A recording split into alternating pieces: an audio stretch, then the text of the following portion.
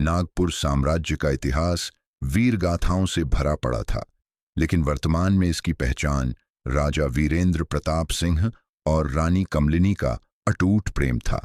राजा वीरेंद्र एक ऐसे शासक थे जिनकी एक दहाड़ से दुश्मन कांप जाते थे, लेकिन रानी कमलिनी के सामने आते ही वे एक प्रेमी हृदय बन जाते थे। कमलिनी की सुंदरता की चर्चा पूरे आर्यावर्त में थी। उनकी त्वचा चंदन जैसी शीतल, आंखें मृग जैसी चंचल और स्वभाव इतना विनम्र कि महल का अदना सा सेवक भी उन्हें मां कहकर पुकारता था। राजा वीरेंद्र अक्सर महल के बगीचे में उनके साथ बैठकर डूबते सूरज को देखा करते थे। एक शाम राजा ने कमलिनी के बालों में चमेली का फूल सजाते हुए कहा, कमलिनी, ईश्वर ने मुझे सब कुछ दिया, लेकिन तुम मेरा सबसे बड़ा पुरस्कार हो। कभी कभी मैं सोचता हूं कि अगर तुम ना होती तो यह विशाल साम्राज्य मेरे लिए महज पत्थरों का एक ढेर होता। कमलिनी ने धीमी आवाज में उत्तर दिया, महाराज, प्रेम ही संसार की सबसे बड़ी शक्ति है, पर याद रखिएगा, कभी कभी प्रेम की कीमत बहुत बड़ी चुकानी पड़ती है। उस वक्त राजा को इन शब्दों का गहरा मतलब समझ नहीं आया। रहस्य की पहली आहट, सब कुछ किसी खूबसूरत सपने जैसा चल रहा था, जब एक रात अचानक सब कुछ बदल गया। महल की घड़ियों ने रात के 12 बजे दिखाए। राजा वीरेंद्र गहरी नींद में थे, लेकिन अचानक उन्हें महसूस हुआ कि कमरे का तापमान गिर गया है। उन्हें ठंड लगी और उन्होंने कंबल खींचने के लिए हाथ बढ़ाया तो उनका हाथ खाली बिस्तर पर जा गिरा। कमलिनी वहां नहीं थी। राजा ने सोचा, शायद वह पानी पीने गई होंगी। वे लेटे रहे, पर जब आधा घंटा बीत गया और रानी वापस नहीं आई तो उनकी चिंता बढ़ गई। वे उठे और दबे पांव गलियारे में निकले। मशालें बुझने को थीं और चारों तरफ एक अजीब सी खामोशी थी। अचानक उन्होंने देखा कि रानी कमलिनी महल के पिछले गुप्त रास्ते से अंदर आ रही थी। उन्होंने काला दुपट्टा ओढ़ा हुआ था, उनके बाल बिखरे थे और उनके माथे पर पसीने की बूंदें चमक रही थीं। कमलिनी, तुम इस वक्त कहाँ गई थीं? राजा ने पास आकर पूछा। रानी बुरी तरह चौंक गई। उनका चेहरा सफेद पड़ गया। उन्होंने जल्दी से अपने हाथ पीछे छिपा लिए और हकलाते हुए बोलीं, महाराज, आप जाग गए। वो, मुझे घबराहट हो रही थी तो मैं बस खुली हवा में टहलने चली गई थी। राजा को उनकी बातों में सच्चाई नहीं लगी, क्योंकि रानी का शरीर कांप रहा था, पर उन्होंने अपने प्रेम के कारण इसे एक बुरा सपना मानकर टाल दिया। असली संदेह तब पैदा हुआ जब अगले दिन राजा अपने प्रिय घोड़े मेघ के पास पहुंचे। मेघ कोई साधारण घोड़ा नहीं था, वह राजा का सबसे वफादार साथी था। राजा ने देखा कि मेघ के शरीर पर सफेद झाग जमा था और वह बुरी तरह हाँफ रहा था। राजा ने अस्तबल के रखवाले को बुलाया। रघु, कल रात क्या मेघ को कहीं ले जाया गया था? इसकी हालत इतनी खराब क्यों है? रघु घबरा गया। नहीं महाराज, मैंने खुद शाम को अस्तबल के किवाड़ बंद किए थे, पर सुबह जब आया तो मेघ की आंखों में एक अजीब सा डर था। उसके खुरों पर शून्य वन की वह जहरीली काली मिट्टी लगी थी जो केवल राज्य के सबसे खतरनाक दलदल में पाई जाती है। राजा वीरेंद्र सन्न रह गए। शून्य वन, वो जगह जहां जाने की हिम्मत दिन में भी कोई नहीं करता। वहां रात के अंधेरे में मेघ को कौन ले गया? और सबसे बड़ा सवाल, मेघ को मेरे और कमलिनी के अलावा कोई और काबू नहीं कर सकता था। अगले कुछ दिनों में कमलिनी पूरी तरह बदल गई। जो रानी हमेशा राजा के साथ भोजन करती थी, अब वे अकेले अपने कक्ष में रहने लगीं। उनकी वह मधुर हंसी कहीं खो गई थी। वे अक्सर अपनी पीठ को दीवार से सटाकर बैठतीं और जब भी राजा उनके पास आने की कोशिश करते, वे डर कर पीछे हट जातीं। राजा वीरेंद्र ने गौर किया कि महल में दासियाओं भी आपस में कुछ कानाफूसी कर रही थीं। एक दिन राजा ने देखा कि रानी की कलाई पर नीले निशान थे, जैसे किसी ने उन्हें बहुत जोर से जकड़ा हो। यह निशान कैसे आए कमलिनी? राजा ने उनका हाथ पकड़कर पूछा। कमलिनी ने तुरंत अपना हाथ खींच लिया। कुछ नहीं महाराज, बस गहनों से खरोंच आ गई होगी। आप व्यर्थ ही चिंतित हो रहे हैं। झूठ। राजा की पारखी नजरें साफ देख रही थीं कि रानी कुछ बहुत बड़ा छुपा रही है। उनके मन में संदेह का झर घुलने लगा। क्या कमलिनी मुझे धोखा दे रही है? क्या वह किसी और से मिलने रात के अंधेरे में उस खौफनाक जंगल में जाती है? लेकिन क्यों? क्या मेरे प्रेम में कोई कमी है? संदेह अब जुनून बन चुका था। राजा वीरेंद्र ने तय किया कि वे आज रात सच जानकर ही दम लेंगे। उन्होंने रात का भोजन किया और सोने का नाटक किया। जैसे ही घड़ी ने रात के 12 बजे बजाए, उन्होंने महसूस किया कि कमलिनी बिस्तर से उठीं। उन्होंने बहुत ही सावधानी से अपने वस्त्र बदले और एक लंबा काला नकाब पहन लिया। राजा का दिल जोर जोर से धड़क रहा था। उन्होंने देखा कि रानी एक साए की तरह कमरे से बाहर निकलीं। राजा ने भी अपनी काली चादर ओढ़ी और अपनी जादुई तलवार थाम ली। रानी कमलिनी महल की खिड़कियों और पहरेदारों से बचती हुई सीधे अस्तबल पहुंची। उन्होंने मेघ की रस्सी खोली और बिना कोई शोर किए उस पर सवार हो गईं। जैसे ही मेघ महल के गुप्त द्वार से बाहर निकला, राजा ने भी अपना दूसरा घोड़ा लिया और काफी दूरी बनाकर उनका पीछा करना शुरू किया। रास्ता डरावना था। शून्य वन की हवाओं में ऐसी आवाजें थीं जैसे कोई रो रहा हो। राजा वीरेंद्र सोच रहे थे कि उनकी नाजुक रानी इस नरक में क्या कर रही है। तभी रानी एक खंडहर हो चुकी पुरानी हवेली के सामने जाकर रुकीं। उस हवेली के ऊपर गिद्ध मंडरा रहे थे और चारों तरफ मौत का सन्नाटा था। राजा ने अपना घोड़ा दूर ही बांध दिया और दबे पांव हवेली की ओर बढ़े। उन्होंने एक टूटी हुई खिड़की से अंदर झांका। अंदर का मंजर देखकर राजा वीरेंद्र की सांसें गले में अटक गईं। अंदर एक पुरानी मशाल जल रही थी। वहां कोई राजकुमार या विलासी प्रेमी नहीं था। वहां एक बेहद डरावना, लंबा और गंदा आदमी हाथ में एक विशाल कोड़ा लिए खड़ा था और उनकी रानी, उनकी मान मर्यादा कमलिनी, उस आदमी के सामने घुटनों के बल बैठी हुई थी। राजा का हाथ अपनी तलवार की मूठ पर कस गया। उनका खून खौल उठा। वे अंदर कूदने ही वाले थे कि तभी उस डरावने आदमी ने अपना कोड़ा हवा में लहराया और एक भयानक हंसी का सन्नाटा इतना गहरा था कि राजा वीरेंद्र को अपनी ही धड़कनें साफ सुनाई दे रही थीं। शून्य वन की हवाएं किसी के विलाप जैसी लग रही थीं। राजा उस खंडहर हवेली की दीवार से चिपक कर खड़े थे। उनकी आंखों में गुस्सा और दिल में बेइंतहा दर्द था। खिड़की के टूटे हुए हिस्से से जो रोशनी बाहर आ रही थी, उसमें राजा ने वह देखा जिसकी कल्पना उन्होंने अपने बुरे सपने में भी नहीं की थी। हवेली के अंदर की हवा धुएं और किसी अजीब सी गंध से भरी थी। कमरे के बीचों बीच एक ऊंचा पत्थर का सिंहासन जैसा बना था, जिस पर वह डरावना आदमी बैठा था। उसके कपड़े फटे हुए थे। उसकी आंखों में इंसानी दया का नामो निशान नहीं था और उसके हाथ में एक मोटा चमड़े का कोड़ा था, जिस पर पीतल के छोटे छोटे दाने लगे थे। रानी कमलिनी, जिन्हें राजा ने हमेशा रेशम के गद्दों पर सुलाया था, आज उस ठंडी और पत्थरीली जमीन पर घुटनों के बल बैठी थीं। उनका सिर झुका हुआ था और उनके शरीर में एक सिहरन थी।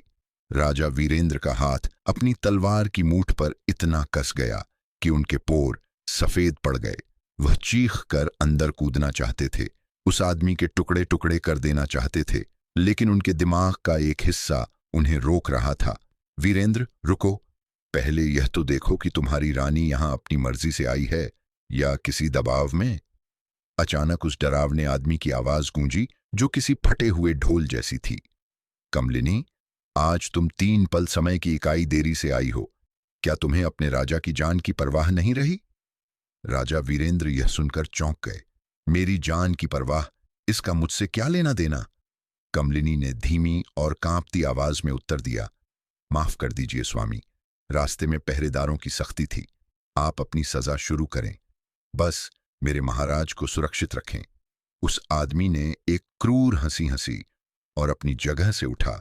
उसने कोड़ा हवा में लहराया। हवा के कटने की वह आवाज राजा के कानों को चीर गई। सटाक! पहला कोड़ा रानी की पीठ पर पड़ा। कमलिनी के मुंह से एक ऐसी चीख निकली जिसे उन्होंने अपने हाथों से दबाने की कोशिश की। उनकी आंखों से आंसुओं की धारा बन निकली, लेकिन उन्होंने अपना सिर नहीं उठाया। सटाक सटाक! दूसरा और तीसरा कोड़ा। कोड़े के हर प्रहार के साथ रानी का शरीर आगे की ओर झुक जाता। राजा वीरेंद्र की आंखों में खून उतर आया। उनसे अपनी पत्नी की यह हालत देखी नहीं जा रही थी। उन्हें वह सुबह याद आई जब कमलिनी की उंगली में एक छोटा सा कांटा चुभा था और राजा ने पूरे राज्य के हकीमों को बुला लिया था, और आज उनकी रानी को एक जानवर की तरह पीटा जा रहा था। राजा वीरेंद्र अब और नहीं रुक सके। उनके भीतर का योद्धा जाग उठा था। उन्होंने एक जोरदार लात मारी और हवेली का जर्जर दरवाजा टूटकर गिर पड़ा। धमाके की आवाज सुनकर वह दरिंदा चौंका और रानी कमलिनी ने जैसे ही पीछे मुड़कर राजा को देखा, उनके चेहरे पर मौत जैसी सफेदी छा गई। महाराज, आप यहां! कमलिनी चीखीं और लड़खड़ाते हुए खड़ी होने की कोशिश की। उन्होंने तुरंत अपना फटा हुआ काला लिबास अपनी पीठ पर खींच लिया ताकि राजा उनके घाव न देख सकें। राजा वीरेंद्र अपनी नंगी तलवार लेकर उस आदमी की ओर झपटे। नीच दरिंदे, तूने एक रानी पर हाथ उठाने की जुर्रत कैसे की? आज तेरा अंत निश्चित है। राजा की आवाज में शेर जैसी दहाड़ थी। जैसे ही राजा ने अपनी तलवार उस आदमी की गर्दन पर चलाने के लिए उठाई, कमलिनी बीच में आ गईं। उन्होंने राजा के पैर पकड़ लिए और फूट फूट कर रोने लगी। नहीं महाराज, इन्हें मत मारिए। अगर आपने इन्हें एक खरोंच भी पहुंचाई तो अनर्थ हो जाएगा, आपकी जान खतरे में पड़ जाएगी। कमलिनी गिड़गिड़ा रही थीं। राजा वीरेंद्र सन्न रह गए। कमलिनी, तुम होश में तो हो? यह शैतान तुम्हें जानवरों की तरह पीट रहा है और तुम इसे बचाने की बात कर रही हो। क्या जादू किया है इसने तुम पर? क्या तुम इस गंदे इंसान से प्रेम करने लगी हो? राजा के शब्दों में नफरत और जलन साफ थी। कमलिनी ने सिर हिलाया। उनकी आंखों से लगातार आंसू गिर रहे थे। नहीं महाराज, यह प्रेम नहीं है, यह एक मजबूरी है। यह एक कर्ज है जो मैं उतार रही हूं। कृपया यहां से चलिए। अगर सुबह होने से पहले हम महल नहीं पहुंचे तो शाप अपना काम शुरू कर देगा। वो डरावना आदमी पीछे खड़ा हंस रहा था।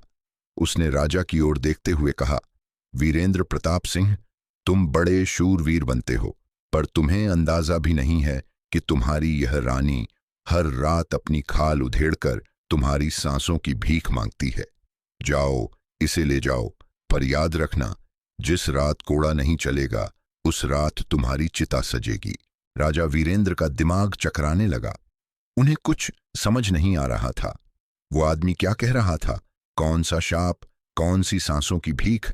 राजा ने गुस्से और दुख के मिले जुले भाव से कमलिनी का हाथ पकड़ा और उन्हें घसीटते हुए बाहर ले आए।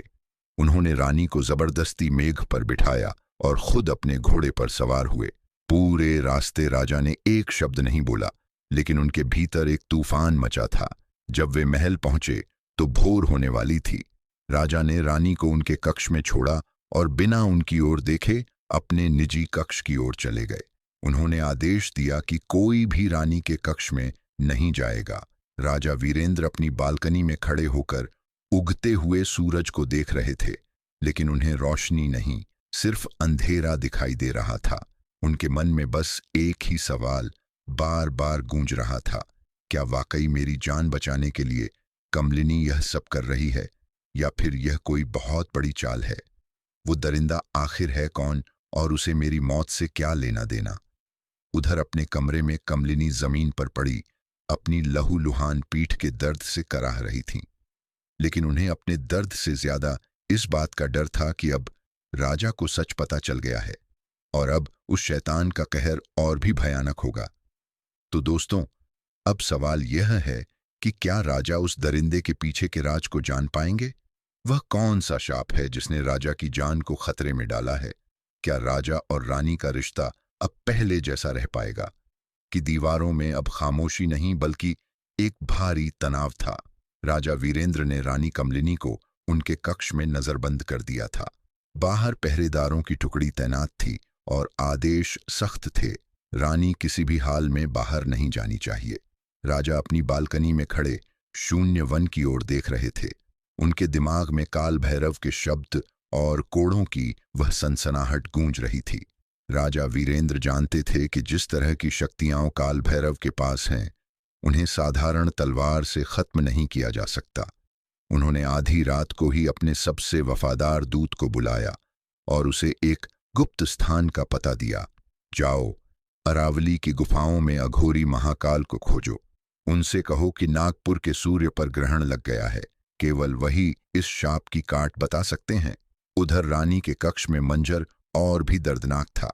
कमलिनी खिड़की से सटकर रो रही थीं।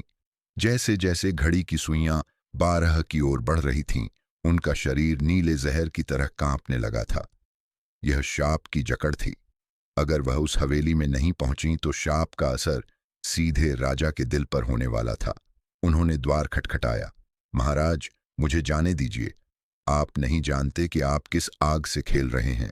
आज की रात अगर भेंट नहीं चढ़ी तो कल का सूरज आप नहीं देख पाएंगे। पर बाहर खड़े सैनिकों के पास राजा का कठोर आदेश था। वे पत्थर की मूर्ति बने रहे। राजा वीरेंद्र खुद उसी रात घोड़े पर सवार होकर जंगल के उस हिस्से की ओर निकल पड़े जहां वर्षों से कोई नहीं गया था।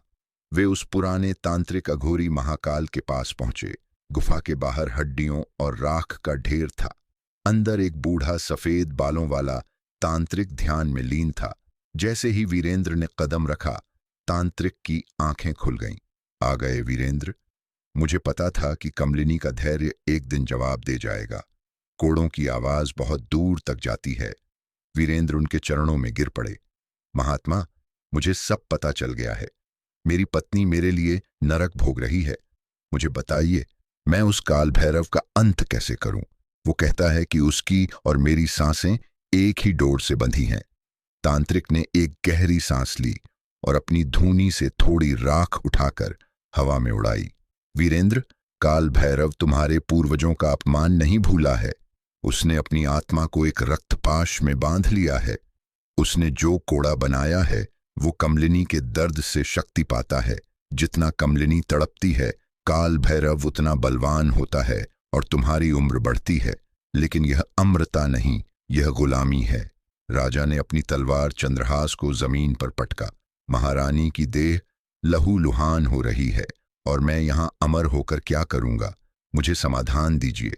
तांत्रिक ने अपनी आंखें मूंद लीं और कहा, समाधान बहुत कठिन है। काल भैरव को मारने का मतलब है उस कोड़े को नष्ट करना। लेकिन वो कोड़ा तभी नष्ट होगा जब उसे वह इंसान जलाए जो राजा से सबसे ज्यादा प्रेम करता हो। और याद रखना, जिस पल वो कोड़ा जलेगा, तुम्हारे शरीर पर वह सारा दर्द एक साथ उभरेगा जो अब तक कमलिनी ने सहा है। क्या तुम वह असहनीय पीड़ा सह पाओगे? अगर तुम्हारा दिल उस दर्द से फट गया तो तुम तुरंत मर जाओगे। राजा वीरेंद्र के चेहरे पर एक दृढ़ मुस्कान आ गई। कमलिनी ने मेरे लिए किश्तों में मौत सही है। मैं उसके लिए एक बार में वह सारा दर्द सहने को तैयार हूं। बस मुझे रास्ता बताइए। तांत्रिक ने राजा को एक विशेष भस्म दी और कहा, आज रात 12 बजे जब काल भैरव तांडव करेगा तब कमलिनी को उस हवेली में होना ही होगा, वरना तुम उसी क्षण मर जाओगे। लेकिन इस बार वह कोड़ा खाने नहीं, उसे खत्म करने जाएगी। उसे यह भस्म दे देना। राजा वीरेंद्र बिजली की गति से महल वापस लौटे। उन्होंने देखा कि कमलिनी बेसुध फर्श पर पड़ी थी।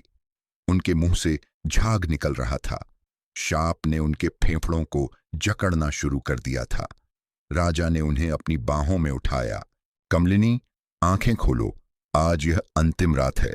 रानी ने धुंधली आंखों से राजा को देखा। महाराज, देर हो गई, 12 बजने वाले हैं।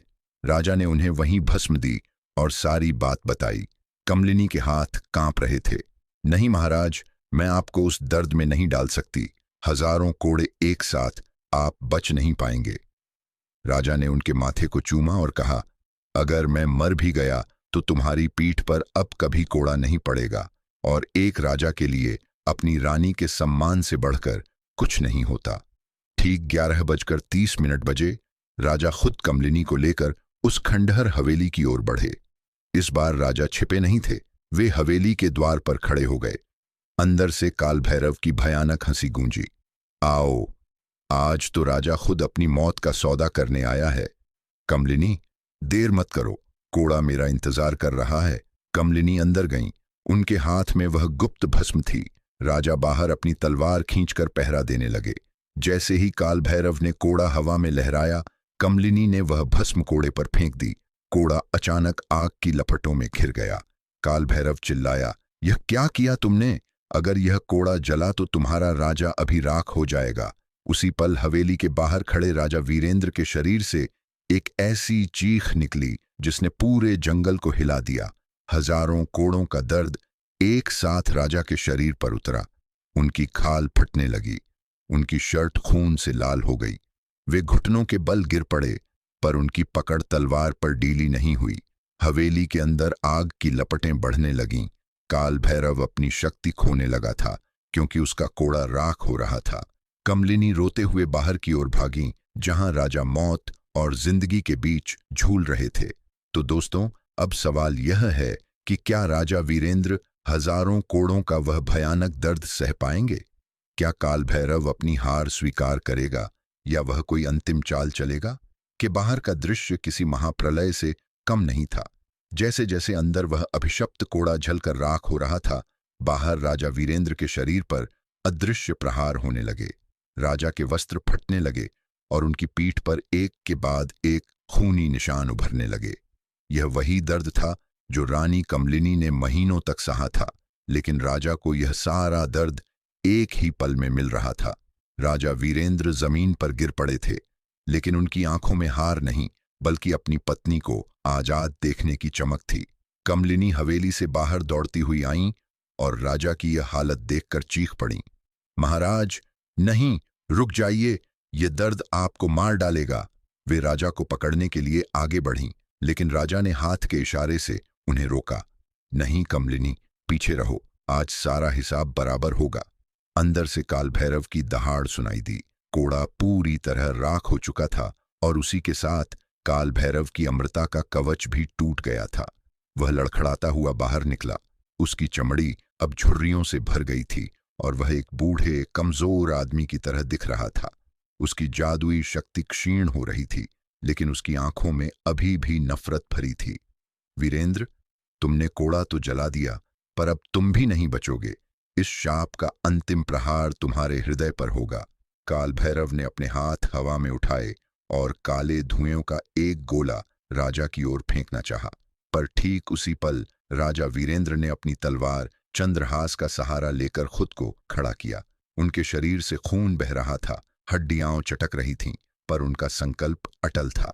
तांत्रिक अघोरी महाकाल की दी हुई भस्म का थोड़ा हिस्सा अभी भी राजा की मुट्ठी में था। राजा ने वह भस्म अपनी तलवार पर मली और एक अंतिम गर्जना के साथ काल भैरव की ओर झपटे। काल भैरव ने पीछे हटने की कोशिश की, पर राजा की गति बिजली जैसी थी। तूने मेरी रानी के लहू से अपनी उम्र बढ़ाई काल भैरव, अब तू उसी लहू की प्यास बुझाएगा। राजा की तलवार काल भैरव के सीने को पार कर गई। एक भयानक चीख के साथ काल भैरव का शरीर धुएं में बदलने लगा। उसके मरते ही शून्य वन का वह काला जादू टूटने लगा। सूखी टहनियों पर हरे पत्ते आने लगे और हवा की वह सड़ांध गायब होकर फूलों की महक में बदल गई। लेकिन जैसे ही काल भैरव राख हुआ, राजा वीरेंद्र भी बेसुध होकर कमलिनी की गोद में गिर पड़े। उनकी धड़कनें बहुत धीमी हो गई थीं। कमलिनी फूट फूट कर रोने लगीं। महाराज, आंखें खोलिए, आपने मुझे बचा लिया, अब आप मुझे छोड़कर नहीं जा सकते। हे ईश्वर, मेरे पुण्य ले लो, मेरी उम्र ले लो, पर मेरे सुहाग को जीवन दान दो। तभी अंधेरे जंगल के बीच से एक दिव्य रोशनी चमकी। वह अघोरी महाकाल थे। वे धीरे धीरे चलकर राजा के पास पहुंचे। उन्होंने कमलिनी के सिर पर हाथ रखा और कहा, बेटी, रोना बंद कर। जिस प्रेम ने काल के शाप को हरा दिया, उसे यमराज भी नहीं छू सकते। वीरेंद्र ने वह दर्द सह लिया जो किसी साधारण इंसान को राख कर देता। उसने अपना कर्ज चुका दिया है। तांत्रिक ने अपनी धूनी की पवित्र राख राजा के घावों पर लगाई। देखते ही देखते राजा के शरीर के गहरे जख्म भरने लगे। उनकी उखड़ती हुई सांसें फिर से स्थिर होने लगीं। कुछ पलों बाद राजा वीरेंद्र ने एक गहरी सांस ली और अपनी आंखें खोलीं। सामने कमलिनी का रोता हुआ लेकिन खुश चेहरा था। कमलिनी, क्या सुबह हो गई? राजा ने धीमे से पूछा। रानी ने उन्हें गले लगा लिया। हाँ महाराज, आज एक ऐसी सुबह हुई है जिसमें अब कोई डर नहीं, कोई कोड़ा नहीं और कोई रहस्य नहीं। राजा वीरेंद्र उठे और उन्होंने कमलिनी का हाथ थामकर सूर्योदय की ओर देखा। शून्यवन अब एक सुंदर उपवन में बदल चुका था। राजा ने महल की ओर मुड़कर देखा और फिर अपनी रानी की ओर। उन्होंने मन ही मन तय किया कि अब वे कभी अपनी रानी की आंखों में आंसू नहीं आने देंगे। महल लौटने पर पूरे साम्राज्य में उत्सव मनाया गया। राजा ने उस खंडहर हवेली को तुड़वाकर वहां एक भव्य मंदिर बनवाया, ताकि लोग याद रखें कि सच्चा प्रेम और बलिदान किसी भी शैतानी शक्ति से बड़ा होता है। रानी कमलिनी की पीठ के निशान तो भर गए, पर राजा के दिल में उनके लिए सम्मान और भी बढ़ गया। तो दोस्तों, यह थी रानी कमलिनी के बलिदान और राजा वीरेंद्र के अटूट प्रेम की कहानी। अगर आपको यह कहानी पसंद आई तो वीडियो को लाइक करें और अपने दोस्तों के साथ शेयर जरूर करें।